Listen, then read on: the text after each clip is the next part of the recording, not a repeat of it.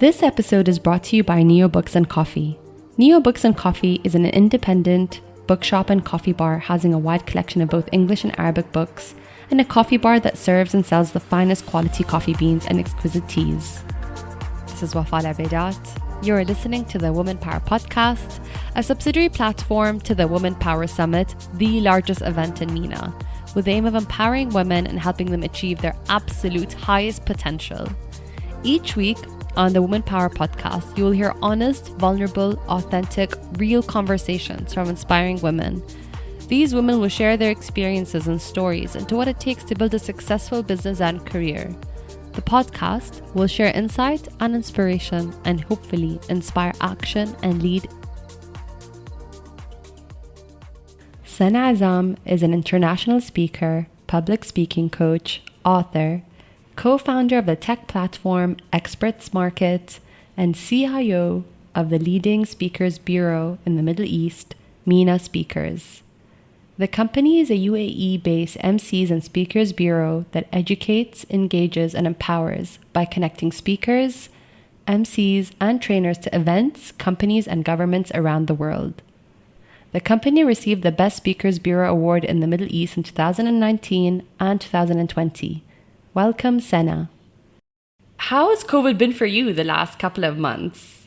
So obviously I run a speakers agency called MENA Speakers and do this full time, and in parallel developed a tech platform which is called Experts Market, which facilitates experts to the market through training, consultancy, advisory, and so on. And so it was interesting for us with COVID. We got hit quite dramatically. March is our peak season. All of a sudden, we had massive cancellations for our biggest month of the year. Business took a big hit. We were close to bankruptcy at 1 month following that. And then obviously moved quickly on my feet. We're a small team, so everyone was really small and smart and pivoting and changing things around. And so alhamdulillah, and with God's grace, we've had a really nice upturn since May. Things really turned for us, and we started just kind of working in a more efficient manner. So basically still the same core business, it's just that things are moving way more smoothly. And the digital platform has also had a really nice uptick. Before we even launched it was in beta version. It's actually not even launched. It's launching in a couple of days. And it was still like moving. And we were seeing business coming through and I'm going, oh my God. So since COVID, it's obviously been very emotional. Can you tell me about the worst day you've had in COVID from a personal level? Absolutely. So 29th of May will go down in history as like a really tough day where for the first time ever in our business, I'm going, can I pay my suppliers? Can I pay my staff? Forget paying myself a salary. Like, can I pay people around me? And I'm quite prudent and conservative in the way I approach the business to make sure that I'm always able to pay my staff first, no matter what. But something in all of this madness had me not look at the cash flow for 2 months. And I'm going, oh my God. Yeah, so that was a really heavy day. And obviously it was one of those, like, you're on the floor. You're just like throwing a pity party. Like, what happened? How did this happen? Why am I here? So it's just one of those situations. Did it turn 2 days later? Yeah. I think like it was divine intervention. It was fifth gear of performance. Something happened and I have to turn this around. One was engage a team with massive recollections because we had a lot outstanding in the market. Payments hadn't been done and everyone was using COVID as an excuse. And the second one was actually just bringing in business, new business. And so within 2 days, just flip that around quite dramatically. And I'm going, oh my God, thank you, Lord, alhamdulillah.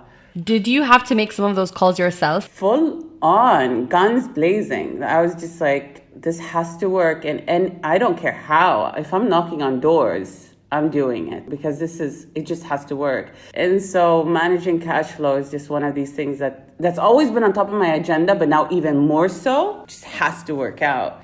You have to be on top of it. And it's fine. You want to show compassion to your clients because COVID was a hard hit on everyone in the events industry. I get it. But you also need to be compassionate to yourself, your key team members, so that everyone feels safe and protected. And so, yeah, I went full on. I worked for 48 hours nonstop. I had to make things work, and it did. And I love it. I love it when it turns around like that. Can't imagine doing that while also taking care of your young girl. Like, that must have been crazy. She must have been, what, 5 months by then? Yeah, your maths is good. Yeah, I mean, I think I call it like super mom power. I don't know what happens. I find that I have these new reserves within me. And you don't know where they are. And then you're like, there they are. And then they disappear. Yes, that definitely came in somewhere there. And I was like, have to take care of all my people, my actual child and the people that I work with. Yes, so that kicked in. It worked. I want to talk about MENA Speakers. This platform you've created is incredible. You know, we see, speaker bureaus like this globally, but we haven't seen anything like this for the region. And the name is pretty catchy as well. Obviously, it's straight to the point. It's very sticky. It's easy to remember. Can you tell me about the moment you realize, okay, this is some white space I've seen. How can I capitalize on this opportunity? Or did you have an experience where you're like, why hasn't anybody done this, and I'm going to go ahead and do this myself? Okay, so when I was based in Sweden around 2010, I got an agency to sign me on, and at that point in time, zero celeb status, zero, I was just a student. It was nothing. It was a normal civilian who had a story to tell, basically. And so having an agency sign me on and then create engagements and opportunities for me was a real game changer. I spent that whole year in around 2009, 2010 as a speaker touring Northern Europe, being sent on engagements, speaking, and being paid so handsomely. And I'm going, oh my God, this is great. So I love the concept and the idea that you can help others, because when you're on stage, you're sharing knowledge, and that's fabulous. Coming to the UAE and having lived here for around 5-6 years and repeatedly being on stage but not finding an agency that can help me in the Middle East. Yes, so there was an idea that was planted for me to perhaps explore it. And it really came from, I was working as a banker, and it really came from a place of not enjoying my life as a banker when I was here. And going, okay, well, this is soul crushing, so I just want to do something that's a bit more enjoyable. What can I do that's in alignment with my value system and that helps others, those that are quite exposed? And so the idea of MENA Speakers came about quite very quickly from resigning to actually executing on the idea. The resignation was quite impromptu, I'm fed up, get me out of here. And then it's the next day, you're still excited, you're on a high, you're like, yay, I've resigned, I found my freedom. But it's going on day 2, day 3, where you're like, oh my God, what am I going to do with my life? What have I done? So within that space, that's when the idea of MENA Speakers came about, of really doing something that is in alignment with what I want to achieve in life, the value system. How did you start that business? Did you get it registered? Did you get a loan? Did you need any funding to kickstart it? I bootstrapped it with so I had about $10,000, $12,000. And so just to register your company in the UAE, you pay about half of that, just to get an actual trade license. And then you have a little cash to play around with. I love these do or die situations. I don't know if I'm going to continue like this in the future, because there are better ways to work. But it did work out. I was so, I put myself in a situation where it just had to fly. And I got help from my friends, and I was really talking to everyone I knew, just trying to make it work. I accepted all the Facebook friend requests, the strangers and the people I don't know, so that I can just have a conversation and be like, can you help me out? Can you be a client? So when you put yourself in a do or die situation, you somehow learn how to swim, fly, get on with it. And was it a website first? Was that the first thing you decided to invest in? So it was a website that featured all the different speakers? Yeah, it was website and trade license. So those were my first 2 investments. I didn't have a logo. I actually didn't have a copywriter or anything like that. A lot of it was home cooked. I mean, you'll see it was home cooked. My original logo was so ugly that one of my friends looked at it and he was like, I can't have you walking around with this. Just let me get back to you. And then he went home, he created one, he sent it over to me. He's like, I think this is a better one. Just use this instead. And this was 2 months after I'd started the business. And I'm going, actually, this is nice. I'll do that. So it's been a lot of you talk to your closest network, and they're helping you upgrade, they're helping you create business cards, they're helping you create logo, copyright, all of that. And they're giving you advice, like, what was that poster about, Sana? Recall it, like, delete it. This wasn't good. Yeah, so a lot of the business was like that. My first 3 clients were friends. How did you start signing up speakers? And what was the name that you got that you were like, I can't believe I have this person in my portfolio? My first deal was with a Saudi speaker. Her name is Raha Muharrak. And bear in mind that I came in as a speaker. So I'd been a speaker, but I'd never been a speaker agent, speaker booker, speaker manager. That's like a whole different business side. So I hadn't done that part. And we didn't have a contract. We didn't have a bank account. We didn't have anything. But I closed the deal and I made 500 dirhams off of that deal, which is not great to begin with. It didn't cover like anything, but it still happened. I went, oh, amazing. But so I kind of had to figure out, what do you do? Like, what do you negotiate? And I remember talking to Raha and going, Raha, what, am I doing this right? She's like, yeah, just figure it out. Like, she was coaching me through it because she's also a speaker. So we closed that deal. The second deal that I got was super serendipitous. It was the second post-democratic president of South Africa, His Excellency President Thabo Mbeki. And it was one of these situations. I got a call from South Africa saying, hey, I heard from one of your friends that you do stuff with speakers. The president is coming to Dubai. Do you mind setting up a few meetings and giving him a chance to speak?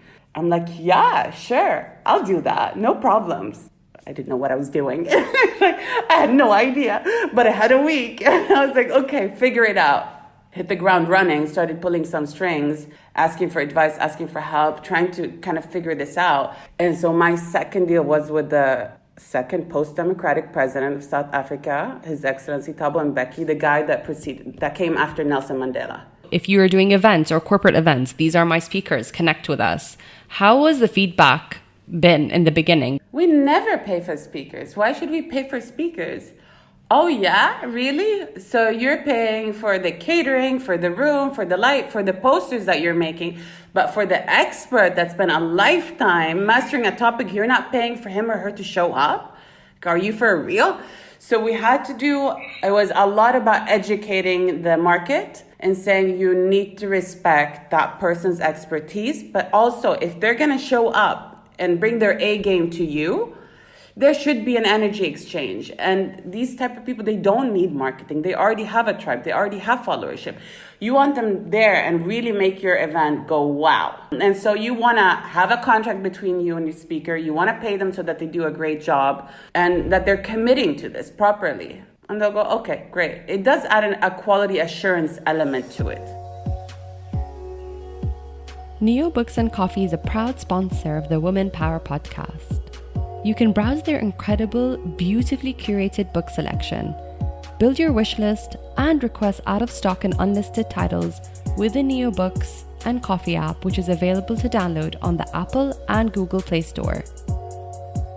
So I started a talent management firm in 2012, and I was way ahead of the game, I thought, and it completely failed because of so many different things that I did wrong. And now a lot of talent management firms that manage influencers and other professionals, you know, it's people understand what a manager is and a talent management firm is, or anyone who manages kind of people's talents do. But I remember one of the biggest mistakes I did was I did not get exclusivity with any of the people I signed up, because they were like, what are you? Like, I get my own business. Why do you all of a sudden want to take commission?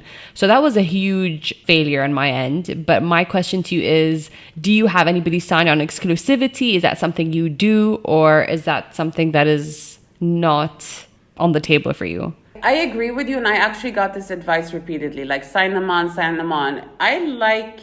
So I have a group where I am fully exclusive, and we do manage and nurture their career. And this is dependent on the capacity, because we really want to up their game on social media, make sure that their presence is strong, make sure that they're relevant in the press, and that they're getting gigs. And there are preferred speakers in all our engagement. And then I have a bigger group where we have a gentlewoman's agreement or gentleman's agreement, where we say we will actually free up your time and negotiate on your behalf, and you send us your deals. And then I have a group where they're basically like freelancers. And the scale of that, there's so many parameters at play. You want the great talent. You want to be exclusive with them and you want to bring them enough value. And so to explain that value proposition is instrumental. But you might not want to be exclusive with everyone in the world because you don't want to compromise on the quality of the people that you work with.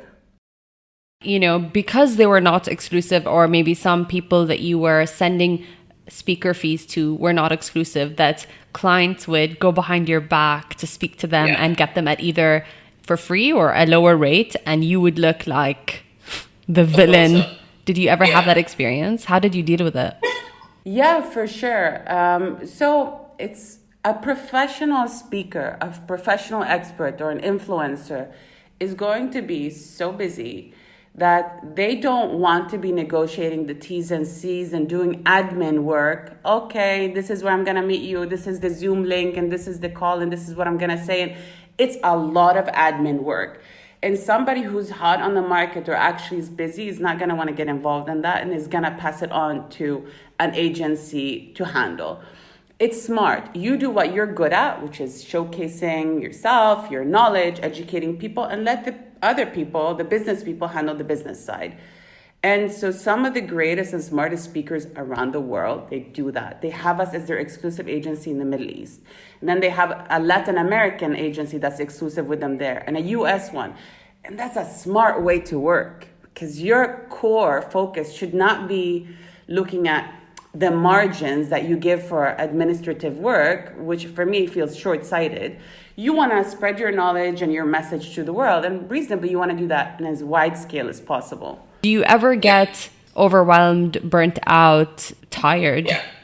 Yeah, I mean, I already have a baby. I don't need more babies to deal with. So definitely.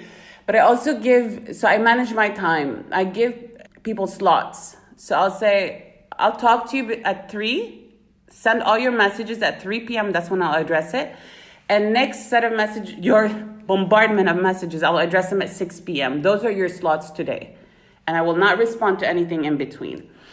And so I find that that's a method that works because it sends a very clear signal that I'm really busy because I am. I'm running 2 businesses and I have a child and I have my own mental health to manage. And so I would love to be of service, but I also need to maintain my own mental health and well-being. And I cannot spread myself thin because if I am, then I cannot be of service to anybody else. How do you unwind or replenish your energy? I know it must have been easier to do that before you had a baby, but I mean, even now, like how do you because I think a lot of what you do is, you deal with so many external partners, a lot of noise, a lot of opportunities, a lot of balls juggling in the air. How do you find time to decompress, relax, unwind? I just want to say this before we move on. I love your questions. I feel like you understand the position and the complexity of my position, and I appreciate it so much. You have no idea. Unwinding right now more than ever, I am having to take care of my mental health to an even higher level. Generally speaking, it would have been enough to exercise 3 times a week and maybe journal or maybe meditate or maybe pray. But that's not, right now it's not enough. I'm having to do a lot more just to feel like I'm in balance. And so exercising more, pampering myself more, making sure that I'm really putting me first. And not only doing 1 or 2 things, but having to do 3 or 4 things when it comes to mental health just to stay in place. And the same with having people that support me. I have mentors, I have therapists, I have coaches. So I have an army of people that really help me stay on track. And if it wasn't for them, I'm not sure that I would be able to be moving at the speed and with the mental health that I'm operating at. Let's kind of get specific about the sort of support you get. You said you get coaches, therapists, you work a lot on your mental health. By the way, I know even scheduling that alone is like, because you have to like stop everything and focus and then wear a different hat where you're like, okay, I'm not serving other people, I'm serving myself. So even that switch is like crazy. But my question to you is, where have you seen the most impact? Has it been with a business coach, a life coach, or a therapist?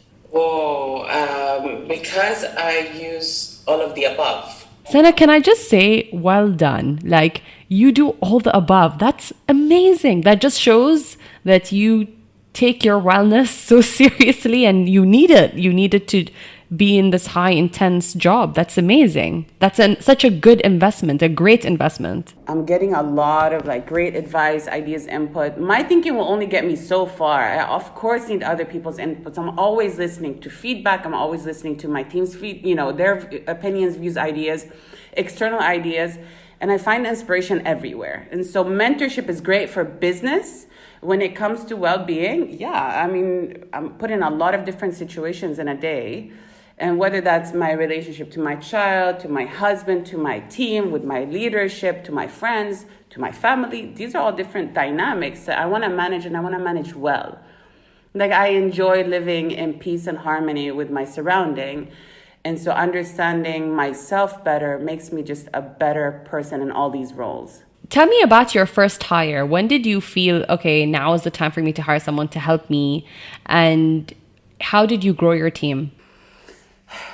Okay, so, I mean, you're touching on a topic that I still struggle with. And not only, like, I sat in a room with 30 CEOs at an event, and there was a guy in HR, and he says, who here is looking to recruit great people? And everyone raised their hand. And his next question was, who here has a hard time recruiting great people? And everyone raised their hands. And so I find that the way recruitment is done right now is it's tricky to find the perfect people for what you want, especially when you're at the beginning of your journey. And at best, so in my position, at best, I'd been working in organizations where the HR had recruited somebody and then handed me down somebody who's great, and then that's it. But now, having to be HR and then screen and all of that, it was a new skill set, and it took me a few minutes to figure out how to best do it. And you have other dimensions being here in the UAE, where you have so many nationalities and backgrounds. So if in Sweden, then I know exactly what, if you've studied at this university, then that's what it means. This is the skill set you bring and the value system. Here, trying to maneuver through all of these different dimensions makes it actually way more complex and challenging to get the right people for your culture and to maneuver through it. So we've completely changed the way we recruit. We do very much group interviews and series of playful group interviews. And we recruit only based on people that we really like and that we think would be a culture fit. What are some of the mistakes you've made while managing people as a leader? Oh my God. Okay. So I think one of the things that I have to actively coach myself out of is that I have incredibly high expectations of myself. And so projecting that onto somebody who doesn't come from a similar background or capacity and all of that. And so I strive for excellence. I try to, from a customer service perspective, provide excellence to the best of my capacity. And so just trying to be situationally aware of who I'm dealing with and how, understand their capacity, not project my own ambitions onto somebody else. I think that's been a really core and big challenge. I always felt like when I started my company, everybody would work as hard as I would. And I was like, I never understood when people stopped working. I was like, what do you mean? Like, I'm still working. And they're like, yeah, but it's your company. And I'm like, yeah, but it's serving you. Like, whatever we're making is also being channeled back to you as your salary. And in my mind, it's like, how can people not work as much? So it took, it was not, I don't want to call it naive, but I just really thought everybody would have the same work ethic. So I was so disappointed to realize that for some people it's a 9 to 5, and some people wouldn't go the extra mile. So that was so hard for me to kind of adjust to. Sure. And it gets personal. Because you're running your own business, and so you put your value system and your culture into your business, and then it's almost like it's dismissive of you, but reality is that it's not. It's a business. But I completely understand you. And definitely had those discussions. So you said you started a business or a new platform called Know Who Market? Yeah, big reveal. We're going to migrate it into a name that people can actually pronounce, Experts Market. And we're upgrading it. So it was beta launched, and it's been in beta version up until now. 15th of November is when we're having a proper launch. And we're actually going to go out. So it's on the market. It's all things tech. It's taken us 2 years to reach here. So do you have a partner with you? Yeah, so I have partners like in the sense of a team, tech team that are developing it, but not partners as such. No. So my plan is probably to go down the route of finding smart money and investors and partners that will help us scale this up because it's monsters. Like it's one of a kind with regards to the tech that's been developed. So next step is actually to go to market and to really advertise this. So what made you want to start another business while you had this, MENA Speakers, I'm sure is like a full-time baby. And then all of a sudden you had this idea for, this business as well. What motivated you to do both? They're very complementary. Platform itself addresses some of the situations that come up for MENA speakers. So I'm scratching my own itch. Like I wanted to find a solution where you can quickly book a speaker without the involvement of any human if you don't want to have that. And that gives you diversity. So sometimes you have a big budget for a speaker, sometimes you have a small budget for a speaker. And so especially if your budget is small, it's quite hard. You have to go on LinkedIn or Google and start to search quite a lot for the right people. And so it takes you time. So I wanted to make it easy for event managers to just click, connect with the person that they liked, at the budget that they liked, without the involvement of agencies that only really work with more expensive speakers. And so I'm catering for a mass market here. And then same thing, like you might want to have a speaker that's not a professional speaker, that's an expert, but has been through this really nice journey. And so getting the diversity of voices, whether that's a young child or that's somebody who lives out in Africa or somebody who's in Sudan or wherever. So it just gives you really that diversity of voices. I love that. That's so amazing. And you're going to make everybody's life, including your own team at MENA Speakers, probably so much easier because we don't have to wait for presentations and then go back and forth and then check availability. Like it's so manual, but I love that you're automating that whole experience. Have you designed a pitch deck? Have you joined an accelerator, or are you trying to do everything on your own? Again, just going back to your bootstrapping methods. No, so this time around, I'm not gonna go on my own. I'm definitely gonna go down the route of getting people on board. And pitch deck is 2 minutes away from being done. So I am going to open the conversations, and I've already had some conversations knocking on my door. I think it's an interesting journey to get funded and find people on board.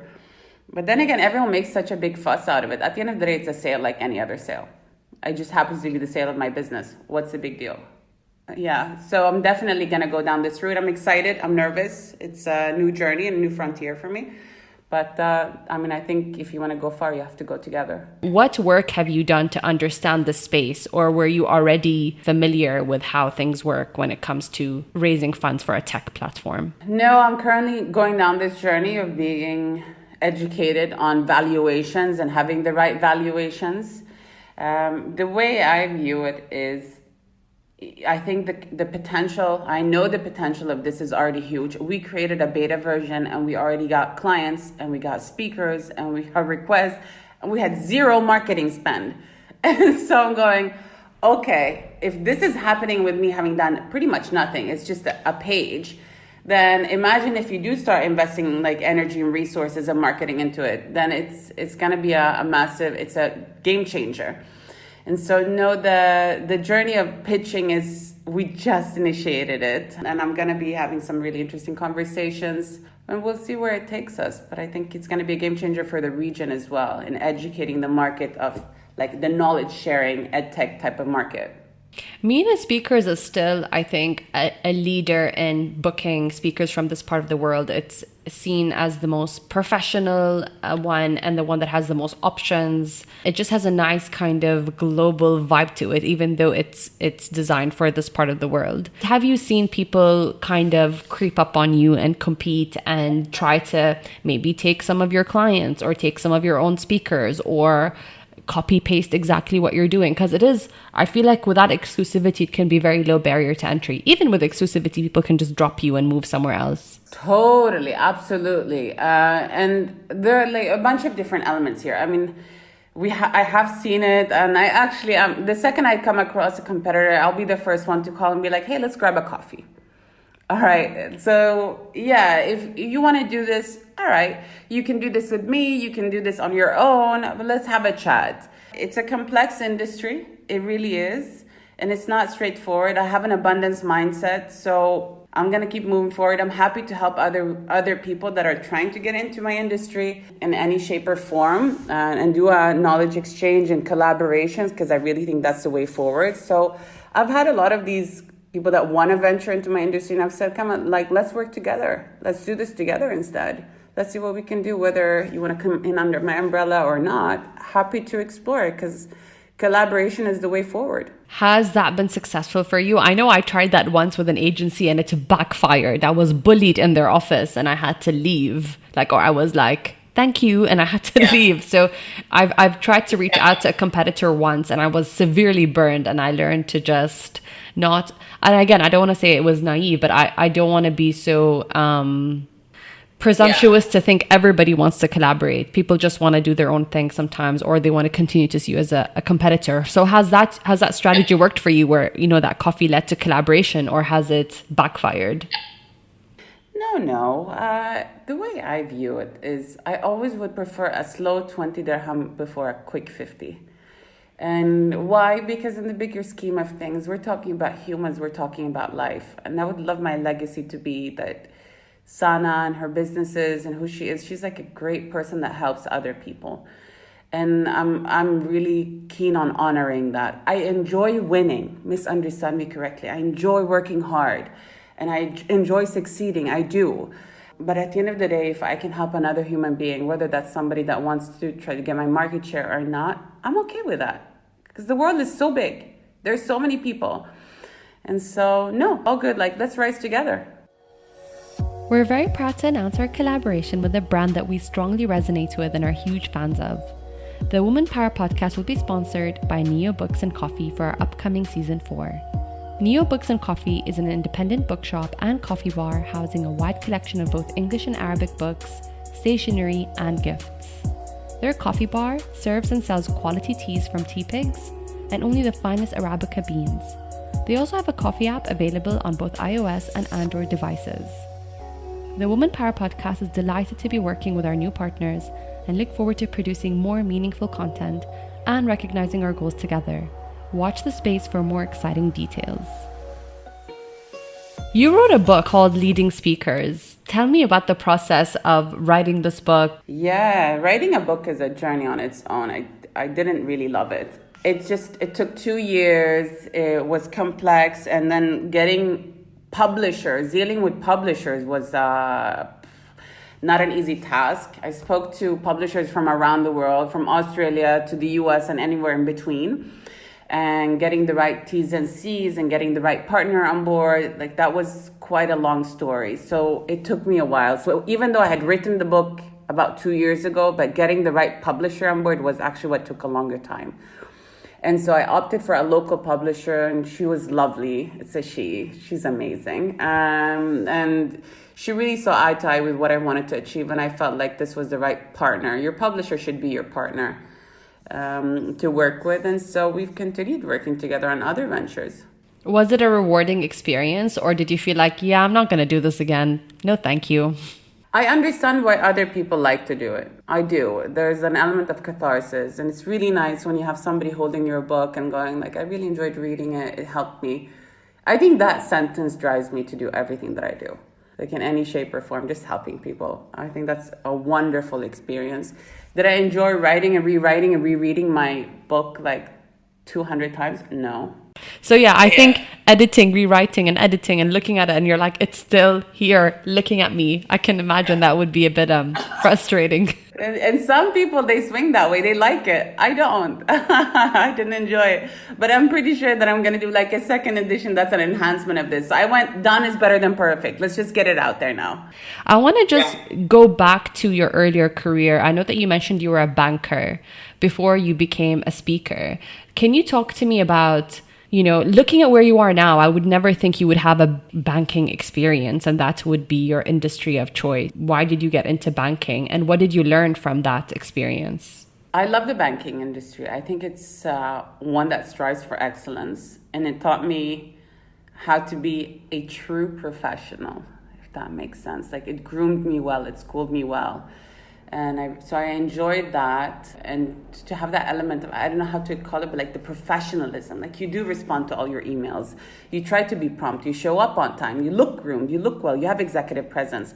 So help me with all these things, but it also helped me to become financially savvy, like to manage your own finance and your portfolio, and where, to be smart about how you invest money, both professionally, like with my business, but also personally, to have that financial literacy. I'm really grateful for those years in the finance industry. But it does link to what I'm doing. Because I'm an economist, in my job, I was always put on stage in any capacity, whether that was to talk about like a macro outlook, to talk about the gold industry, or just to generally speak about and represent the business. So it does really add up. Whatever I was doing still put me on stage in some shape or form. And then how did you transition into becoming a paid speaker? Were you still talking about your industry, like, economics and banking? Was that what you said you were traveling and speaking for a living and you were loving it. So it was also based on some of those things as well. When I was out in Europe, of course you pay for a speaker. Of course you pay for somebody to share knowledge. That wasn't even a discussion. Somebody gives you their knowledge and their time, then there has to be some form of exchange. And the numbers are also higher than it is or has been historically in the Middle East. And so to become a paid speaker, you really need a great story. This is one. And by a great story, I mean your story connects to whatever you're talking about. The second thing is you need to be able to speak publicly, like communicate well on stage. And the third thing is a great personal brand, like a tribe that follows your brand, and also enough marketing collateral for you to represent your story and your knowledge. Those are the three things that will help you become paid, and how much you get paid depends really on number three, how strong your brand is. How did you used to feel on stage when you were speaking, whether it was, sharing your personal story or talking about your work? I really enjoyed the idea of doing what I'm doing. We internally have a conversation where we say we're like queen makers, king makers. And I really like that idea of helping somebody else shine and just knowing that, you've been the support behind the scenes. I love it. Do I like being on stage? I like, again, coming back to my core system, I like helping other people. And if that means, and that requires that I am on stage and that's the medium, then I'm okay with that. If that means that I have to have a strong social media presence, then I'm okay with that. But those things standalone don't motivate me. My motivation is really just to be of service. Do you get this a lot where people are like, oh my God, you were amazing on stage. This is what you should be doing for a living because you learned how to dominate that space? I'm not going to say feedback, but generally I will not listen too much to positive nor negative. I always have to filter through like who I'm listening to, why are they giving me the feedback, etc. Like, of course, I action any negative feedback if I feel like it's valid, but I do filter it. So I don't listen too much, or else it can make or break me, and I'm not really sure I'm interested in going down that route of having my sense or my self-esteem being determined by external factors. What were you doing in Sweden to begin with? So I'm born in Germany, raised in Sweden, spent all my years basically in Sweden until I went and studied abroad and then started working abroad. So I'm Swedish Palestinian. Did you feel, did you fit in? Was it a great place to grow up, or did you feel, this isn't home, or this doesn't make sense, or did you feel like you looked different? Oh, that's such a big question, and I love it. I think it's great. I love Sweden. I love everything it stands for. I love the Swedish value systems. They're so compassionate and humanitarian, and just they really care. And so I love that notion and the value system that comes with it. And I think it's really important to instill these values into my daughter. And I feel like Sweden is home for me. Why are you guys in Dubai then? I would say this is like the land of opportunity. I love being here. I feel being such a mixed culture person and having both like the Middle East and the West, and I feel like Dubai is just the perfect place for somebody with my background. I feel super at home. I'm very welcome, and I feel like there's so many incredible opportunities. You keep meeting such great people, influential people. You can just like go out and take a walk, and you're saying hi to the CEO of a publicly listed company. And you're like, what? How did this happen? Yes, that in that regard, it's just an incredible place. You received this incredible title of Swedish Female Economist of the Year back in 2010. What was that experience like? You know, when you're like young and you're simulating, you're just playing around and you're going, oh, let's pretend like I won the Oscar, or let's pretend like I won this prize. And then you're like playing like, oh, going up and having your thank you speech. That's what it was like. So I had simulated that thank you speech and receiving the award in my mind so many times. And I could not believe that it actually happened. Like, it was such a big ordeal for me. You had both Swedish and American business personalities that came in and made a decision about this award based on everything from my academic degree to my my EQ. They had a social test. One of the things in this award was like you were invited into somebody's evening, like a soiree, and then you're having conversations, and they would evaluate your emotional intelligence. And so it's just like this rigorous vetting process to get this award. But finally I got my Oscar equivalent. It's so incredible to get validation when you're so young and get that out of the way almost, because it just feels like, wow, people take me seriously, and like, great. And you can put award winning in front of your name for life. Award-winning entrepreneur and economist.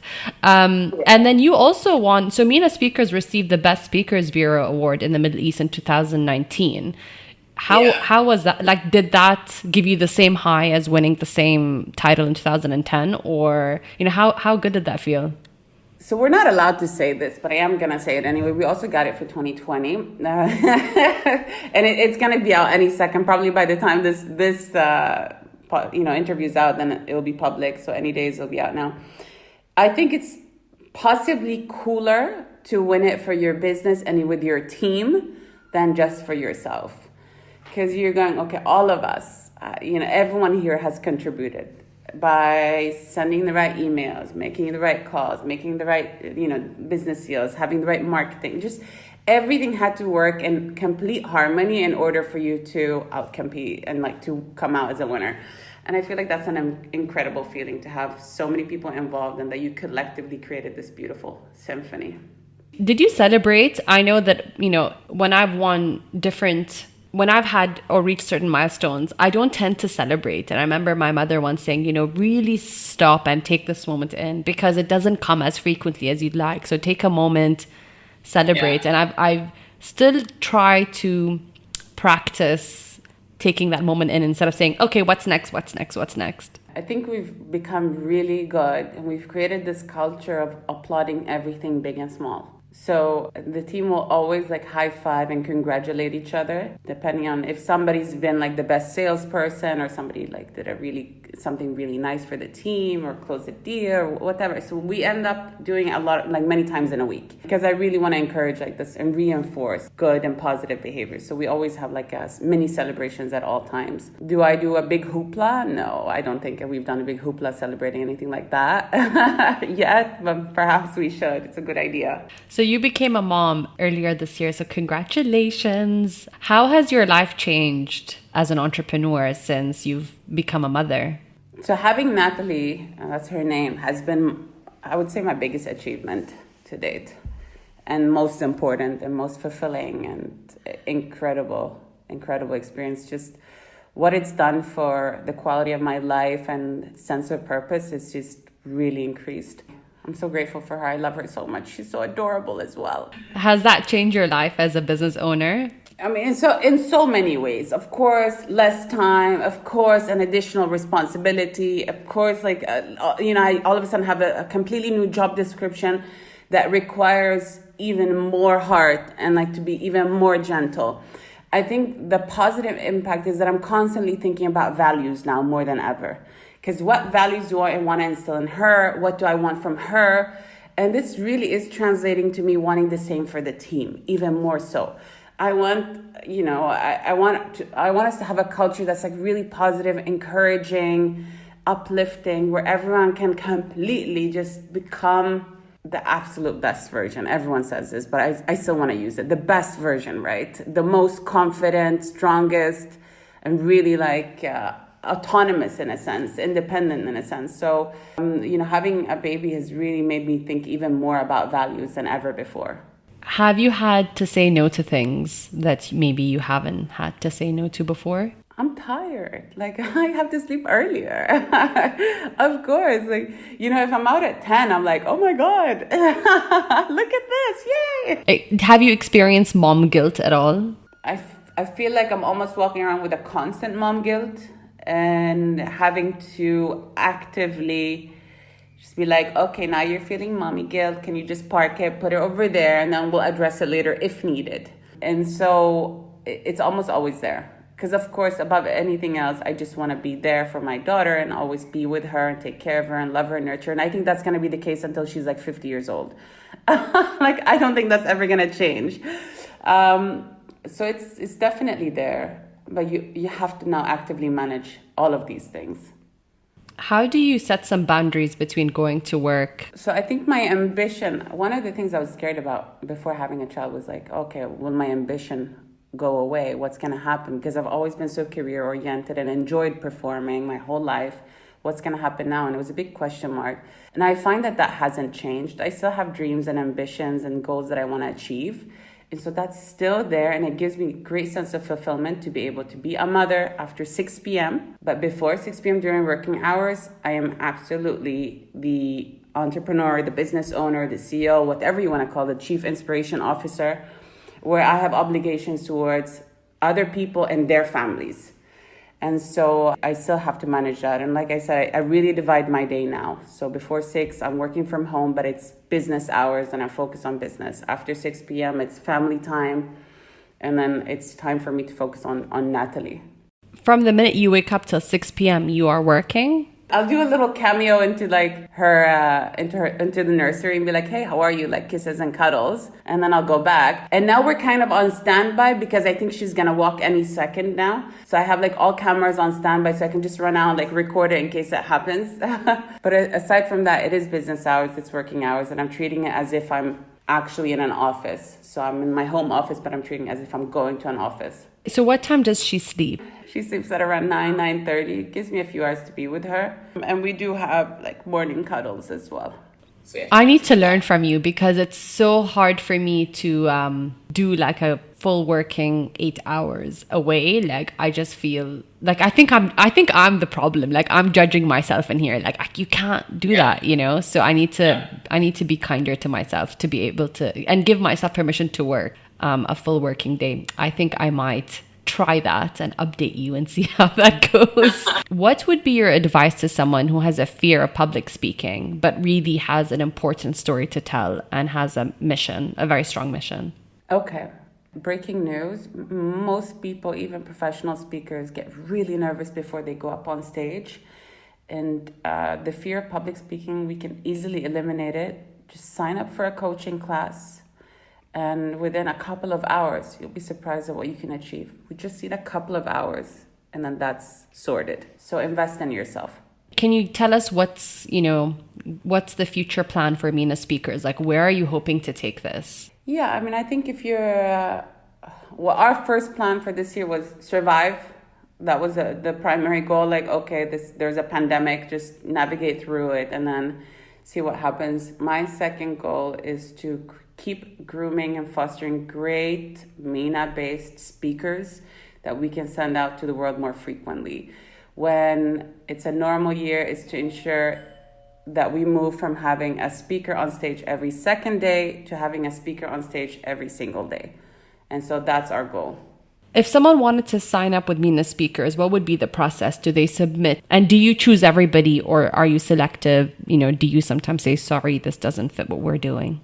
All the time. We're hyper selective. We want the best in the region only. And so the agency will only work with best in class in the MENA region. With regards to experts market, we will refer them over there so that they have a starting point. We will not entertain somebody who doesn't have a great story. I'm going to repeat it. A great story, public speaking skills, and a strong personal brand. If you're coming with a weakness on any of these three, we won't even be able to entertain it because you're not helping us being able to book you. This is one. And so the signals will be there of what you need to upskill. If you have that, then we could look at it, but it's challenging at the moment. Last question, Saana. What is your superpower? Is it my superpower? No, I'm no Michael Jordan. The other thing is I'm really good at making people become great speakers.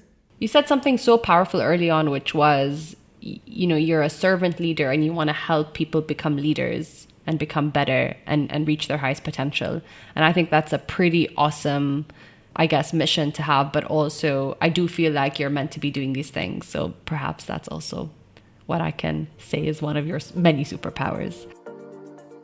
That's it for this week. Thank you for listening to an episode of the Woman Power Podcast. And thank you for downloading and streaming our podcast every week. If you love what you've heard, tag us on Instagram and follow the Woman Power Podcast and Woman Power Summit account for more information on our next episode. Please leave a rating review wherever you get your podcast. It really helps other women discover the show. That's it from me. See you next week.